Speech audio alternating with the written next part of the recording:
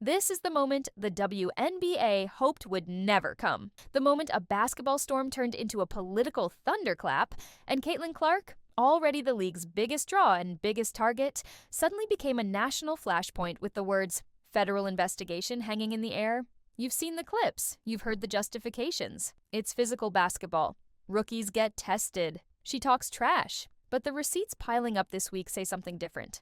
Jealousy, targeted hits, and a league that waited too long to fix an obvious problem. And now, the loudest voice on TV is warning that if the WNBA won't handle it, Washington just might. Here's the headline version before we dive deep. Stephen A. Smith went off. Not just another rant, a very specific warning. He said there's a real chance a federal probe could land if the league keeps letting jealous haters bully and bash Caitlin Clark with no real consequences. He said the government has a case, and he didn't stop there. He pointed at the one man who can turn a sports story into a national circus overnight. If Donald Trump decides this is good politics for his base, if he frames Clark as the star being unfairly targeted, then the league is in trouble. That's not a vibe. That's a forecast, and it hit the WNBA like a siren. Let's set the scene.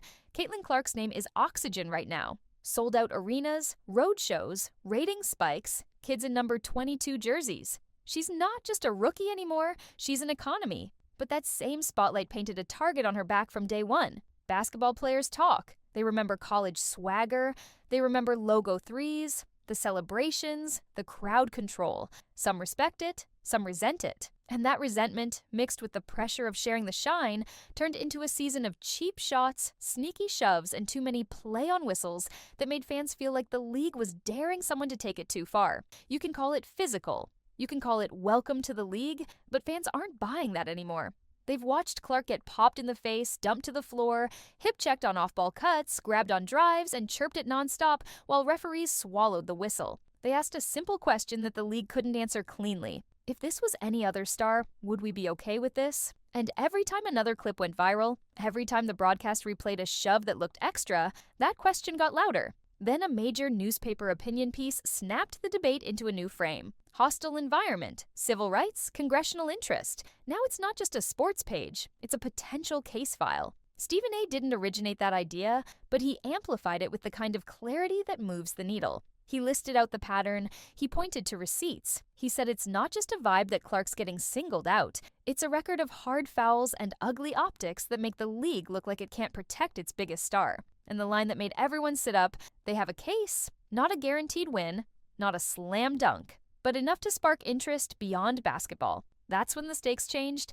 Suddenly the question wasn't, is Clark tough enough? It became, is the WNBA doing enough? Let's be real. Nobody wants the feds inside a locker room. Nobody wants politicians hijacking the game.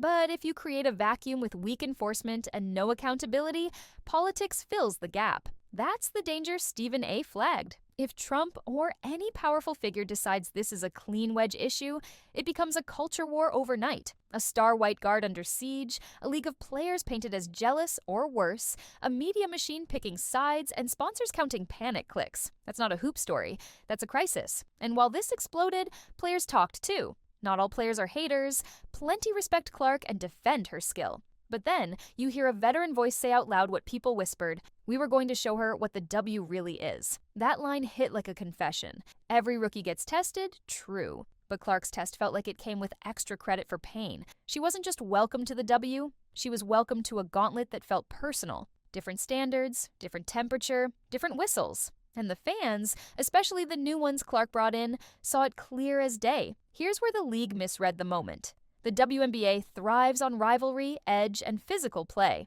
That's good. That's entertainment. But Clark's brand is rocket fuel. You don't pour rocket fuel on a bonfire and then act surprised when the flames hit the roof. You either set rules that protect star talent consistently, or you watch chaos right the season. For too long, it looked like the league chose. Chaos, hoping the smoke would hide the fire. It didn't. Every shove trended. Every bruise went viral. Every no-call trained a million new fans to think the WNBA didn't care. That's how you invite bigger problems. Now, none of this absolves Clark from being a competitor. She's not a porcelain doll. She is a killer on the court, with range nobody else has and swagger that sells out buildings. She talks, she celebrates, she stares you down. That's part of the package. But the standard is simple. If she gets cracked, call it. If she dishes it and crosses the line, call that too. Just don't pretend the repeated hard shots are normal when everyone can see they're not. Fans aren't dumb. They know the difference between tough basketball and targeted punishment. One builds legends, the other breaks trust. So how did we get from hard fouls to federal probe? Simple. Patterns plus inaction. People started counting things. How many flagrant fouls? How many obvious shoves? How many times did the crew chief go quiet when a star got knocked into the stanchion? It added up. And when those numbers started circulating, they weren't living in NBA Twitter. They were jumping into mainstream feeds. That's when the op-eds and TV hits arrived. Hostile environment, civil rights, big words, heavy words. Words that a league cannot afford to ignore when they're attached to its biggest attraction. Let's talk stakes. If this spirals into hearings, subpoenas, and lawyers, who wins? Not the players, not the league, not the fans. The only winner is the circus. That's why Stephen A's warning wasn't an attack. It was a wake-up call. Fix it now, internally, clearly, and publicly, or someone else will come in and fix it for you with cameras rolling. That means the league office sets a new enforcement line, broadcasts it to the teams, then backs it up every night with consistent whistles and real penalties. No mixed messages, no, we'll review after the game. If you want to protect the product, you protect the star in real time. Here's the other truth nobody wants to say out loud. Jealousy has been part of sports since the first rookie walked into a locker room with nicer shoes. You either channel that into better defense, smarter scouting, and harder workouts, or you let it rot into cheap shots and clout chasing. When Clark pulls up from the logo and your crowd gasps for someone who's not wearing your jersey, it stings. That's human. But turning that sting into a shove after the whistle or a sneaky elbow on an off-ball cut isn't toughness. It's insecurity. And the more it happens on national TV, the more the villain mask sticks to the faces of the people doing it. Let's drop in a mid-story twist, because this one matters. The most powerful evidence this week didn't come from a ref report or a league memo. It came from players' own mouths. A veteran admitting the plan was to show her what the W really is, confirmed the thing fans suspected. The targeting wasn't random.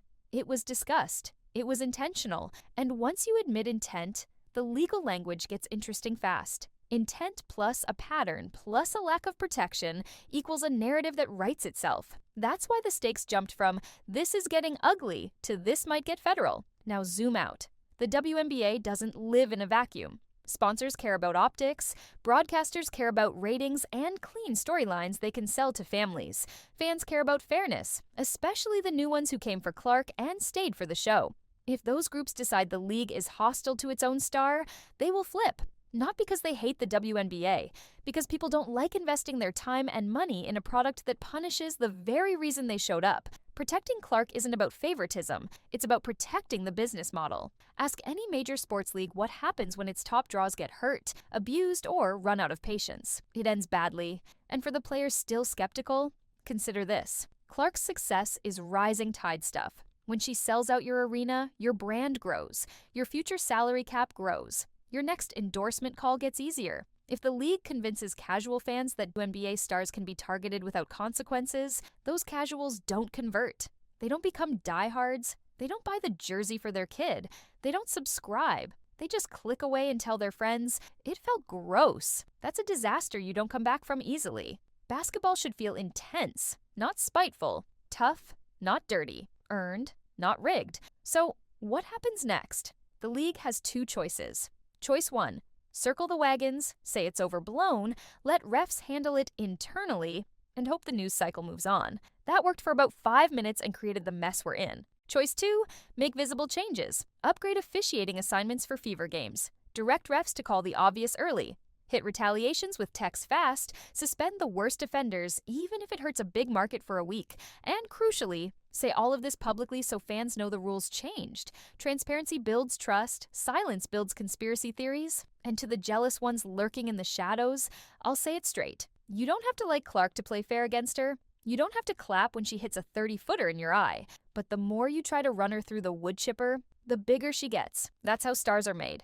Pressure turns into legend. Every bruise you give her becomes a line in a future documentary, and every shove you think will humble her ends up humbling your own highlight reel when the whistle finally catches up. Will a federal probe actually happen? Nobody can say for sure today, but the fuse is lit. You've got a national columnist calling for it, a TV giant saying the government has a case, a potential presidential spotlight hovering. and a fan base angry enough to flood every clip with "do something" comments. That's combustible. The fastest way to defuse it is to prove on the court, with whistles and discipline, that the WNBA protects its stars like every serious league does. Not with hashtags, not with quotes, with calls. Here's my bottom line. Clark is great for the game. Her rivals are great for the game. The heat, the hype, the noise, it's all good when it's basketball. But the hate disguised as toughness, the make her feel us hits that cross the line, that's not competition, that's sabotage.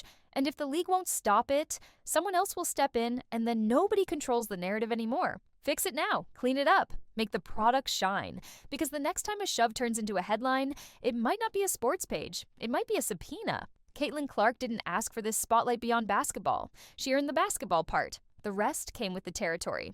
The league's job is to make sure the story stays on the court, where it belongs, and that the hero and the villain are decided by skill, not cheap shots. If the WNBA gets that right, Clark becomes the rocket that lifts everyone. If they get it wrong, then the villain thought they'd silence Caitlin Clark, but ended up destroying their own legacy instead.